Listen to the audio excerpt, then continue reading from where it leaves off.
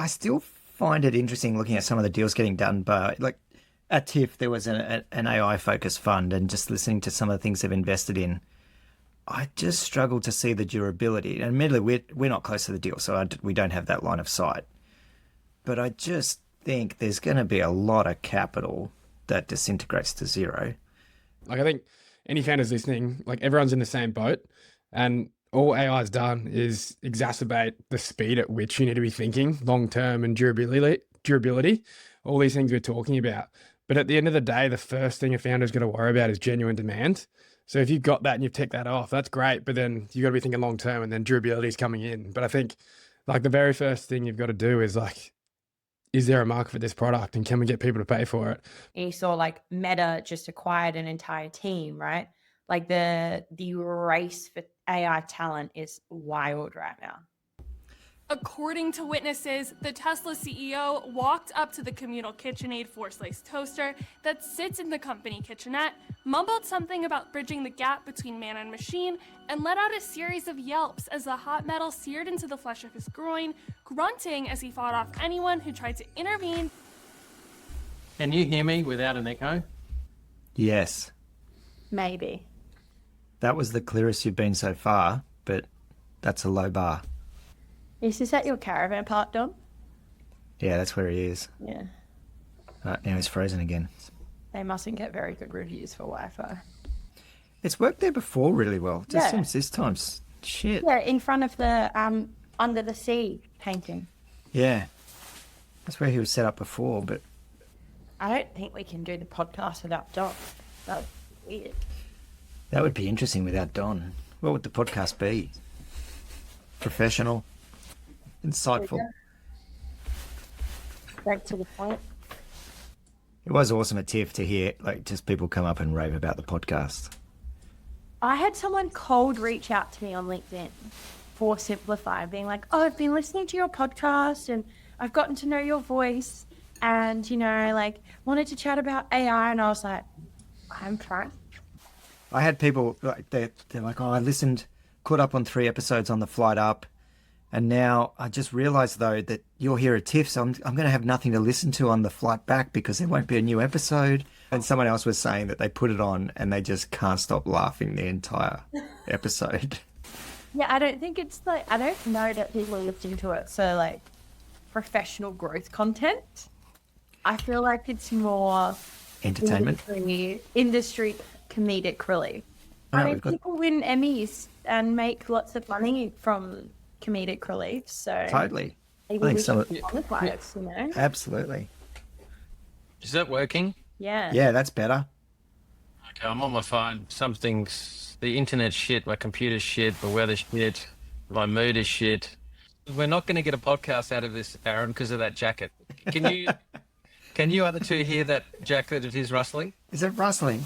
Yeah. Yeah, you need to take it off. Put it on your lap, Baron. No, I'll survive. I will survive. Yeah. This is going to have to be the shortest episode ever because I have a hard stop now at 9:30, unfortunately. So, Ash, All good. the joy on Ash's face, knowing what is going to get dropped. Jules Spicer was hilarious. She's like, I love the podcast. I love every bit of it. You guys are so funny. There's always something insightful. But as soon as it gets to the charts, I just skip it. But she did explain it's mostly because she's not watching on YouTube, so she can't see the charts. Well, then we need to do a better job of explaining the. No, it's not worth the energy. Okay. The problem is a meme is worth 1,000 words. They're hard to explain. Jack, Tropical Innovation Fest was awesome. Like actually a high density of people from all around Australia from the ecosystem. It was so insanely good. That has to continue. They're up to their final funding, Jack, so there's doubts over whether it'll be renewed going forward, but I think it's so essential for Queensland and for the broader ecosystem. Like, so bloody good. Where actually is it in Cairns? They run it out of the Novotel, just smack in the centre of town, and then day 2 is out on the reef. Yeah, So there are 100 plus people on a boat and go snorkeling and scuba diving and have random panel sessions. The vibe of it is so well done. Just the way that it's really focused around connection and chances to kind of intersect, and the content is secondary. You just jump out a little short panels, not like big long keynotes or anything like that. They're really well run, just phenomenal. Like, they absolutely nail it. It has South Start vibes, but in a tropical setting. Epic Humans, really built around connecting rather than content, and great to catch up. And we made some really good new friends during the week as well. Highlight for me was Mark Selby's talk, and got a double standing ovation. And I think there was barely a dry eye in the room as well. Like, it was just a phenomenal delivery. Lee came up to me and I saw him in the, what was it, Three Walls? Yeah, Three Wolves. Late at night, but he's like, I haven't felt emotion like that since 2007. I was like, yep, that's a pretty cool story. But I felt bad because Lee was arriving, I was leaving. I'm like, God, I've got so old so quick. But I had a call with the US at 4 a.m. the next morning that I needed to have my wits about me. But you, Aaron, left with me like a good boy. I wake up the next morning and there's messages attacking your manhood that then dragged you back out to the pub. There was a bit of peer pressure. It's a random story arc and we probably don't have time, but there was an incident involving an ambulance on this loop of getting Don to his hostel that he was staying in, by the way, the most random backpackers you've ever seen, and then looping back to drinks and then a follow-on pub. But I did call Stumps at 12:30. I'm glad I did. Yeah, 'cause everybody thought that I was making up the backpacker story, but me, Aaron, Elaine from the main sequence, and Paul from Bailador are walking home thinking everyone's going there. Oh, this is where I have to leave you. And it was in front of Hyde's.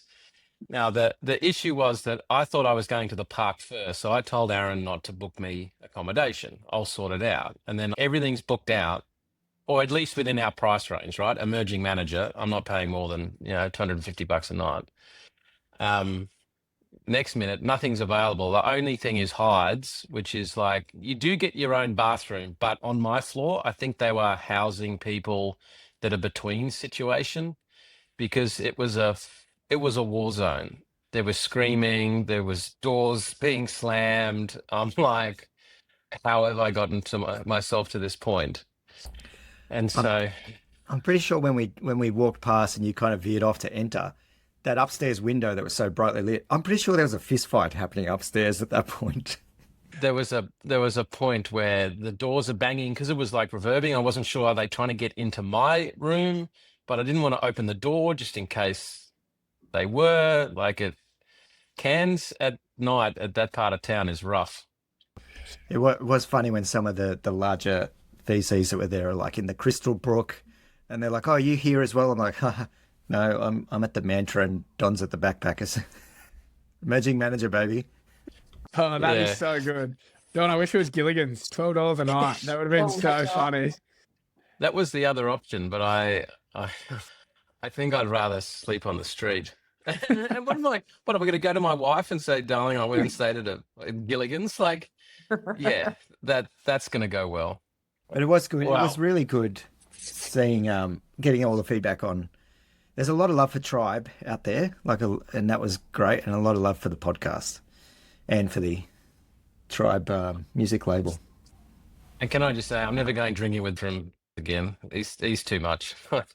You cannot take him in bloody cans and then expect him to behave. So I'm out. I don't think I told you how it got later at the next bar. It was like intervention was required. What happens on tour stays on tour. All right, well, let's get into it. Just as a recap, so we talked about Kiki shutting down in New York last time, and now they're reopened in London. I think it's good that entrepreneurs always, well, there's a set of entrepreneurs that never give up. My only concern with this product is, yes, there was a regulatory issue in New York, but that's a separate issue. They just didn't have the bookings. Like, when you look at the numbers, people just didn't seem to care, and they tried to create a community around it. People didn't seem to care. Like, it's not like they grew like a weed and became this big business and then New York shut them down. Like, people just didn't get onto the platform. But I don't know, what am I missing? I agree. I appreciate the hustle and look, pivoting to another densely populated city with a high cost of living, but is this really a problem? Goes back to what you were saying last week, Ash. It's interesting. I think London is probably a clever choice. I think it's probably slightly more transient than New York. So therefore, it could be a better market fit for the actual need. But again, like you've got to displace Facebook groups. Like somehow they do also have a lot of built to rent actually products on the market in London versus in the US, where that you can go in and do short-term rentals at a much cheaper price point than you can in New York. So it'll be interesting again to see, or have you done the research to demonstrate that this truly is an issue? Yeah, well, let's see what comes of it. At the other end of the spectrum of huge success, and sometimes success leads to unintended problems you got to deal with, is there was an article yesterday in the AFR, a big tax bill looms for Canva noughts after a company shuffle. Firstly, every successful company seems to name its people and infantize them. So what are we? I like. That's a good question. Tribonauts? No, it's good. Tribunauts. Oh, we can't. Anyway, put some thought into it. I'll ask you. Yeah. A lot of people listening would go dickheads, but so what's happened is, in order to prepare for the listing, the IPO, they've had to change their corporate structure. It says there was an email sent out that explained Canva had undergone a complex corporate restructure in preparation for a share market listing. The change had inadvertently cost hundreds of millions of dollars in share options to vest, which meant that equity holders would have a whopping tax bill to pay come October. These changes are an exciting steps forward for long-term growth, said Canva, but they're likely to create a tax obligation for you as a former Canva naut. So this seems to affect the people that have left. When Canva launched 11 years ago, the founders used a lot of equity to entice people. Canva's success means former and current employees are sitting on millions of dollars in options, but because of this restructure, some of them are going to have to pay hundreds of thousands of dollars in tax. Now, to offset this, Canva has invited some of those affected to take part in a secondary sale that will give them enough profits to pay their tax bill. But for some Canva employees in the US, they aren't allowed to participate in the secondary. So what Canva is proposing is Canva will loan them the money to cover their tax bill until the IPO. I mean, these things happen, but what got me is somewhere in the article, like the article talked about feel screwed over. I'll try and find the exact words, but I sort of thought to myself, this is the victim mentality of the world that we live in, that you joined Canva that has enriched you through the equity scheme, and you've made a shitload of money, and they need to go and undertake this for their IPO, and they're going to facilitate a secondary so you can pay your tax, which you've got to pay one day anyway. And if you can't sell, we'll loan you the funds. And you still have people using those kinds of words. Like, I don't know, it was just like, fucking hell, use the $100 notes to wipe your eyes, would you? I think it was in the section about how Canva had said they can't send cash to the IRS. So, yeah, I think investors felt strong-armed. But yeah, it's look, it's a good problem to have. I think the key thing that I wanted to just raise it here for is that it's really important that you get some of these structures right early. And Aaron, I know you've had the situation, I've had it as well at exit, or when you go to sell some shares, before you know it, you can actually be totally screwed over by the tax implications that often founders don't put enough effort into early. Yeah, like absolutely scarred in my experience by getting that wrong, not seeking the right advice. And one of the lessons for me was actually seeking multiple points of advice, but also speaking to founders who've been there and done it before, like learning from the lessons of others, like we always say. But you've got to get this stuff right. It has massive consequences. At what time point do you think that that's necessary? Like, obviously, early on in a founder's journey, we want them focused on finding product market fit, finding traction, building out the product. When does it hit that friction point of, okay, it now seems there's demonstrated market traction, the investment in needing to go and get those points of advice and clarification from the experts in the market as well as founders? Like, that's generally a capital allocation of an investment to write those checks, but also that founder's time to go and talk to other people. When do you think in the journey does that make sense? Series A, because by Series A, you've got product market fit. That Series A raise should be bringing in the dollars. You don't want to be screwing around too much at seed, although if you follow good advice, it means that you'll be saving yourself later on. But at the Series A point, you should be doing a check and a balance to make sure that you are actually structured right. Yeah, I agree with that. The other point for me is pre-exit planning, getting ahead of the structuring issues. So just getting advice early as you're studying the run up to an exit. And then the other piece, and part of that is your personal tax position too. So like I know a lot of founders that actually plan that out 2 years in advance in terms of their own tax residency and other things. But then the other point for me is going global. You chat to a lawyer that's an expert in different markets and they'll advise you get all your structures set up day one, and 50K later or £50,000 later, you have all the magnificent structure but no revenue in market. So I think getting that balance right of getting some pull into the market, some revenue from the market before actually going and firing all those structures, but getting the right advice when you do set up those structures, so that, and again, the right advice being from the lens of, if you are going to be taking investment in market, making sure you meet that criteria. If you're employing in market, make sure you hit that criteria. If you are likely going to exit in that market, hitting that criteria as well. So making sure you've got an expert who is actually across those different pillars is really important. I found the word that triggered me. It said some former staff who spoke to the AFR said they felt cheated by Canva. God. Anyway. Cheated by Canva for something that they did without any other knowledge at the time. Anyway, pull your heads in, humans. You're thinking of drinking Negroni. Like every time you lift up, you're drinking. Like, no, I'm on a very much an alcohol detox. This is apple juice. Yeah.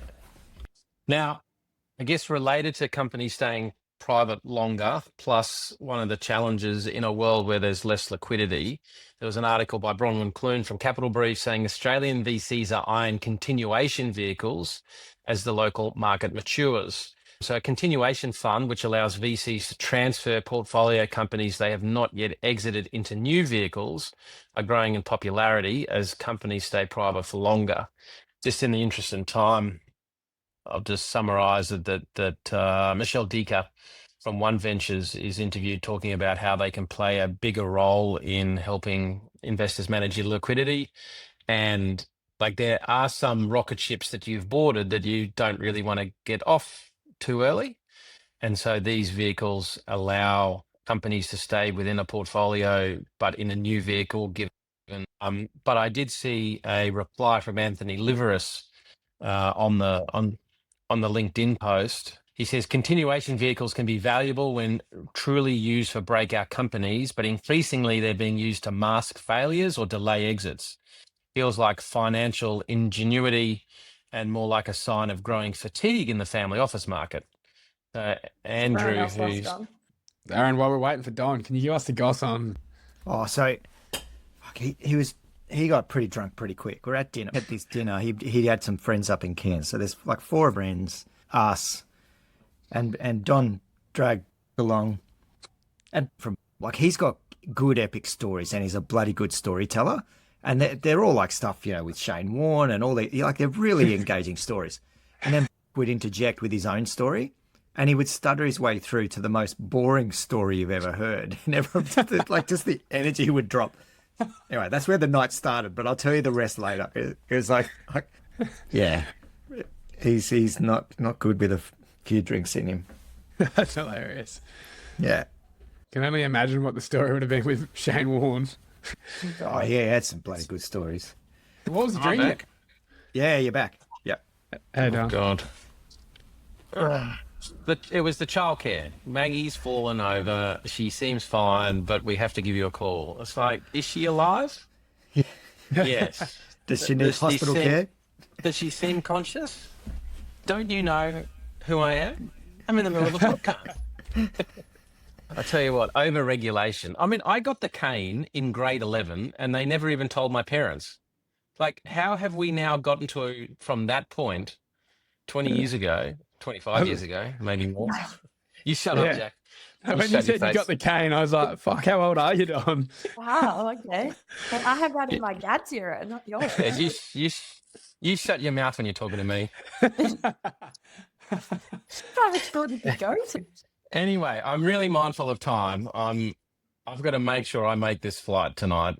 So, anyway, so are continuation vehicles good? Are they actually just masking an underlying problem to try and maintain fees? Like maybe, like I'm sure there are some that are just absolutely trying to do that, but I think they're needed in the current climate. They're needed, and I think this is where investors in venture need to understand this is a long-term game. Family offices can have that patience. I think the VC fund structuring creates these barriers that are in some ways artificial to the growth of a company. They're needed. Jack? Yeah, I agree with you, Aaron. And I think any of the VCs that are taking that view, like they're just short-sighted and they're not thinking long-term. Because at the end of the day, like investors are judged by the scoreboard. So if you're trying to spin up a continuation fund to get extra management fees, it's just going to make it harder for when you raise your new fund. Yeah, and I think what it reminded me of was the post that you found a couple of weeks, Jack, where James Sedgwick Heath said a quote from a top 5 VC GP that left to start his own firm. I like the idea of having a much smaller fund where I can be laser focused on being returns driven as opposed to just getting rich off fees. It's a conflict of interest with our LPs, whether the companies work or not, it doesn't really matter because ultimately it's not their money and they're just sitting on it to earn the fees. Incentives matter. Back those that are going for the 20 instead of the 2. And for listeners, what that really means is that in VC, the standard fee is like 2% of fees under management. And then you get 20% of the profit that you make over a hurdle rate. And so I think the point there is that when you're backing early stage VCs like a tribe, the 2% management fees means one of the partnership is staying at a backpackers while the other half lives it up with the rest of the group, because the management fees on a small fund pay for compliance costs. Where we're going to hopefully do okay is by making really great investment decisions with our capital and our LP's capital and getting a cut of the profits. And the larger VC funds certainly feel like they're getting into a position where actually there are fees business rather than a performance business. 100%. It does go back to what Brad Feld said a few weeks ago. You know, this distortion of the market for managers that are just chasing fun for the fee. And we are definitely seeing it. But the model itself, like this piece around continuation vehicles, there needs to be some mechanism for companies. Otherwise, you're forcing things to exit, or you're coming up with other mechanisms that are also not in the best interest of the company and not seeing them through to their full valuation gain. Yeah. Well, whether it's emerging managers or the bigger managers, we're all trying to do deals and trying to digest AI. And there was an article in AFR by Amelia Maguire quoting Chris from 5V Capital. And Chris, absolute legend. I haven't told you guys yet, but I had a catch up with him and he's given some ideas around sponsorship of events to help with. And so, Ash, there's some ideas that I'll share with you there, but the article says you'll be hard pressed to find local software startups looking for funding in 2025 that haven't got the words artificial intelligence embedded somewhere in their pitch deck. But what is an AI startup now that large language models seem to be embedded into every tech company?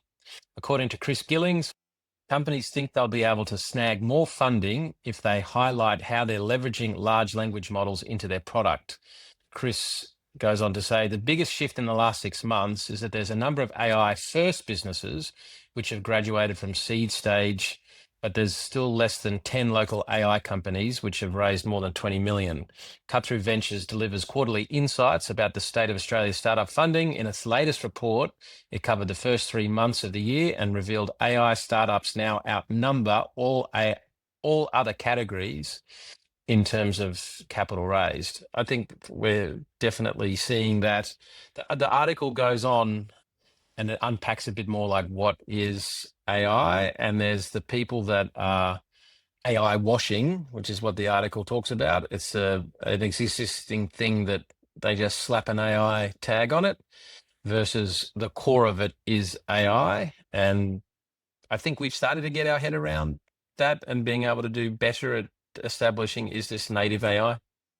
Yeah, I agree. I think in the past 6 months, we've looked at a lot of deals in this space, and I think over time we're asking better questions, and the questions needed to be able to differentiate between AI washing, AI first, and everything in between has become part of our first round of interview questions now with founders. So I think we're improving the amount of deals that we look at and get to for all of us to be on a call with, so we're not wasting time and energy on things that don't fit the thesis, but also are just AI washing. And I think given the bar is so low to get an MVP to market now, we're only going to see more crap in the market. A Mexican standoff between the other two. Come on, Jack. No, I've got nothing to add there. I thought it was a lag. I was waiting for you to chime in there, Don, because there's a lag. No, I'm trying to give you space.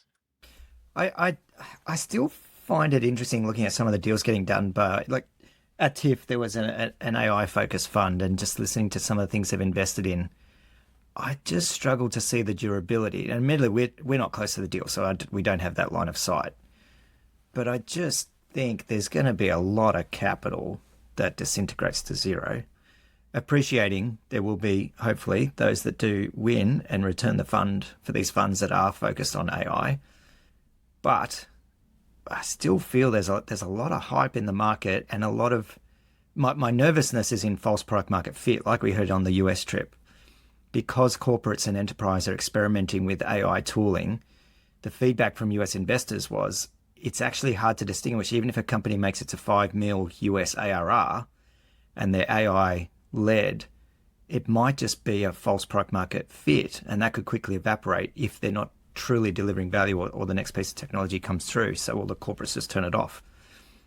So I still struggle like identifying where does the value accrue, where is the durability in a lot of these companies. Enterprise is even harder as well though, Aaron, like to your point, where right now you've got all these niche tools that are being leveraged and tested that could be removed with one Claude or one GPT update.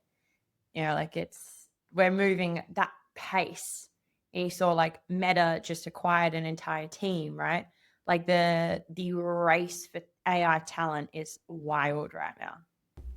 That's a good point. Like chatting to some of the AI startups up at TIFF, and I asked that question, like, well, what if AI solves what what you see as the gap? Because they still quote things, like they still make statements like, oh, but ChatGPT is really bad at this.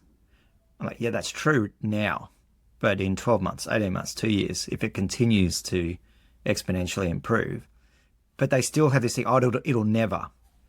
I'm like, oh, that's a dangerous perspective in my view.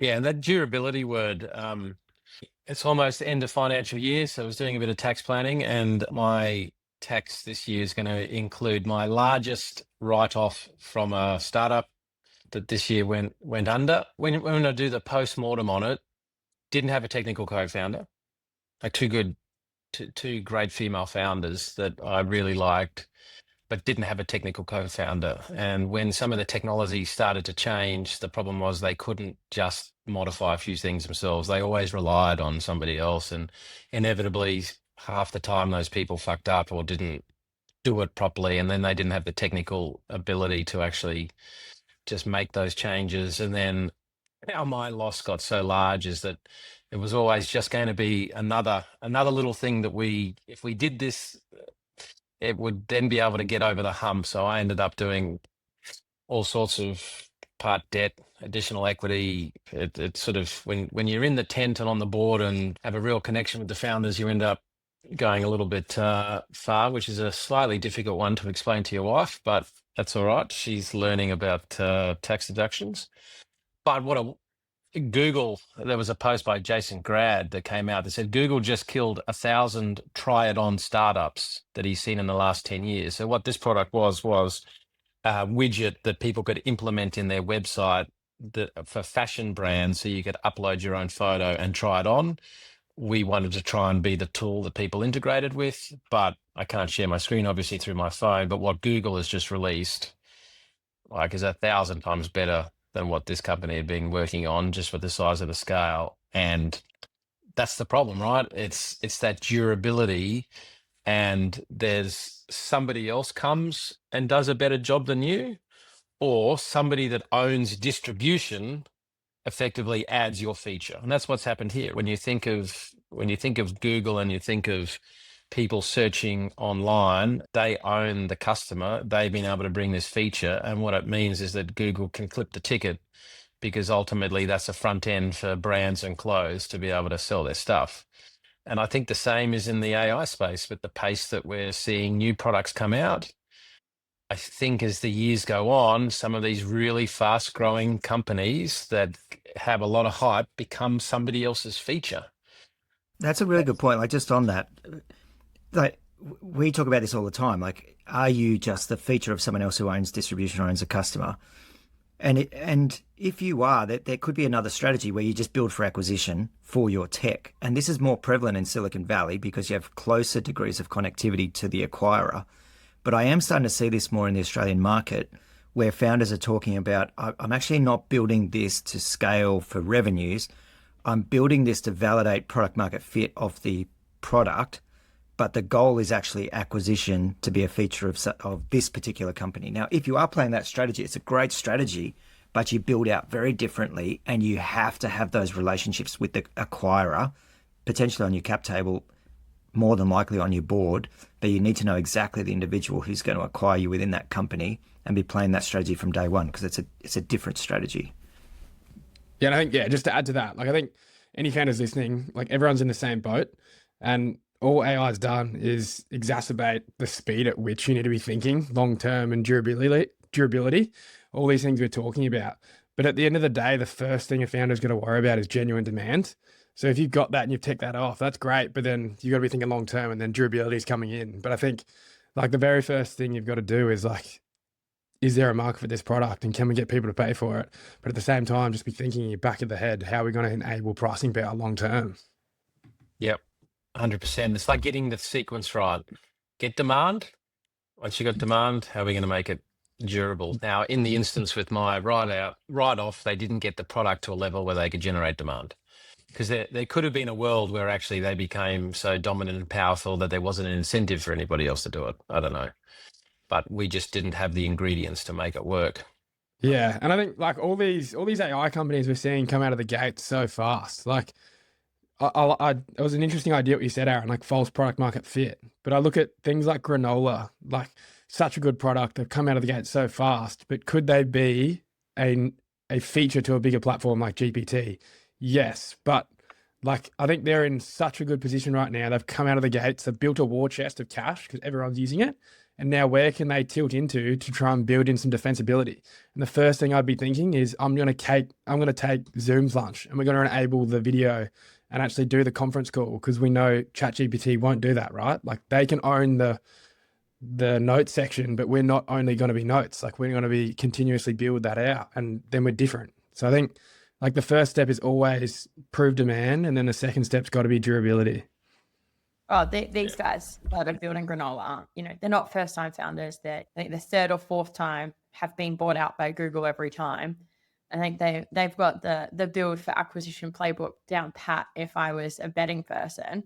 I don't know they'll go down the video route, Jack, but I do think they will go down a strategic acquisition pathway, whether that's with Notion, whether that's with Google, who knows. But I think, like, they're a very good example for people to be looking at, where they're also taking a different perspective of not just another in your Teams or in your Google Meet or in your Zoom kind of note taker. Everyone's over that. And so the fact that they sit outside of that ecosystem, I think also makes a difference. Yeah, Yeah. totally agree. All right. If each of you could just turn your microphones on. So Aaron, and now I just need you to laugh. Just have a laugh, Jack. Ash, come on, have a laugh. How long ago was it? Well, first. Yeah, yeah. What What are you cutting on? Well, it's just because I've got to jump off soon. But in post, what I'll do is I've got a number of Instagram links, like an interview with the Ayatollah of Iran, a Trump interview. Yeah, so I want to address the rumors going around about our nuclear program being obliterated by the YMCA Shaker Booty dancing guy in the rallies, you know, the guy with nice hair. Anyway, I mean, you guys, why do we even need a nuclear program anyway? Can't we just get some nice solar panels and windmills and shit? We don't need nuclear shit. So anyway, I need you guys to stop using electricity because we don't got shit anymore. These motherfuckers send us back to the friggin' Stone Age. Thank you. Can we have a disdained look? Like what? Yeah, I feel like mine is generally more of a like. There's a thing from The Onion where Elon Musk has been hospitalized because he tried to impregnate a toaster. Your This- algorithm's getting scarier and scarier, Don. Musk has been hospitalized after severely burning the lower half of his body in a failed attempt to impregnate a toaster. Sources confirm the 52-year-old tech billionaire was airlifted without pants from Austin, Texas, to the Grossman Burn Center in Kansas City, Missouri, to undergo an experimental grafting surgery aimed at repairing the third-degree grill marks on his penis, scrotum, and thighs that had resulted from repeatedly thrusting his erect genitals into the plugged-in kitchen appliance. According to witnesses, the Tesla CEO walked up to the communal KitchenAid four-slice toaster that sits in the company kitchenette, mumbled something about bridging the gap between man and machine, and let out a series of yelps as the hot metal seared into the flesh of his groin, grunting as he fought off anyone who tried to intervene before climaxing into one of the empty bread slats. When asked for a statement, Musk's team responded, quote, "All great innovators must fail in order to succeed," while the toaster has declined to comment. There's just a few things in post-production I'm going to just slice in here, so then that way we've got a full episode. What are we looking forward to? Long weekend away with our kids, just Maren and I. So we disappear tonight for 2 nights, and I'm really looking forward to that. That's nice. Sharing I want to be young again. I am looking forward to hopefully some nice weather this evening and tomorrow. I don't know if I told you we picked up pickleball, so going to be playing some pickleball tomorrow. Jack, you'll have to get around it. We've got a team starting on Thursday nights. So, I actually never yeah. played it. I'm keen to try it. Yeah, fastest growing sport in the world. More deals are done on a pickle or paddleball court than a golf course now. So, it's a very well aligned to VC. So, maybe Aaron and Don will sponsor our team. We can be, once I figure out what we're called as tri-bets or tribe. Not sure. We can talk sponsorship as soon as I'm not staying in hostels.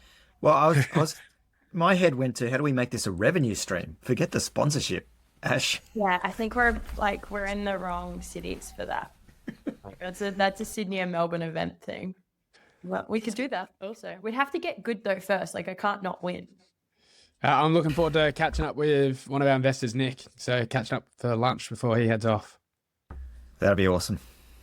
Oh, awesome. Yeah, because I think we're catching up with him next week or the week after. So that's going to be great. Yeah. What about you, Don? What are you looking forward to? Looking forward to getting home. Yeah, just looking forward to getting home. Yeah. So this thing was supposed to be in charts. We'll just end with this. This was Chris Blake. I've started joining every Google Meet 30 seconds early. When you join early, everyone's note takers also join early. So I spend the first few seconds screaming about how I'm on the Titanic. We've just hit an iceberg. The end is near, and I need immediate assistance. Then I do the rest of the meeting normally when people join. When the meeting ends, everyone gets an email transcript where the AI summary is, Chris hit an iceberg, is tracked on a sinking ship, and generally Q2 pricing updates. Oh, I love that. I think I'll adopt that. No. That's so good. It is a bit weird when you do turn up a little early and all you've got is like 15 note takers. But I hadn't thought of doing that. I think that's a great idea. I'd thought about whether you could just like list off, and for Don's note taker, could you please add these action items which are outstanding to his to-do list at the end of the meeting? Like I've thought about, preempting them to follow up on invites and requirements for me. We almost got through a whole podcast without being attacked. Well, yeah, when you said you've done that, Don, I was like, when have you ever been early to a Zoom meeting? Also, your definition of attached, I feel like, is in line with Canva's cheated. So don't check that at the door.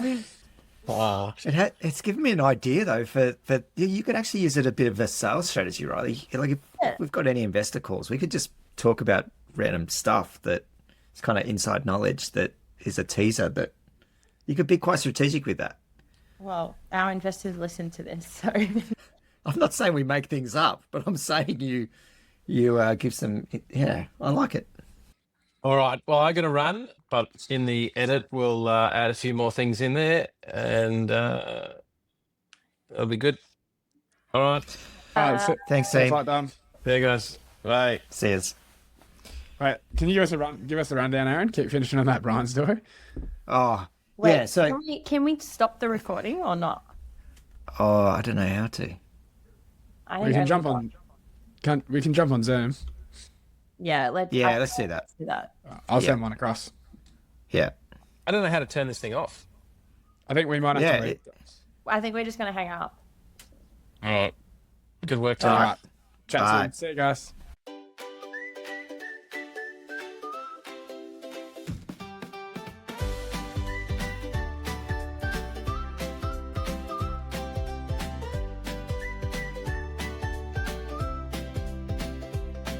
When the winter hits the cities and the skies are turning gray, we pack our dreams and sunscreen and we head up FU way.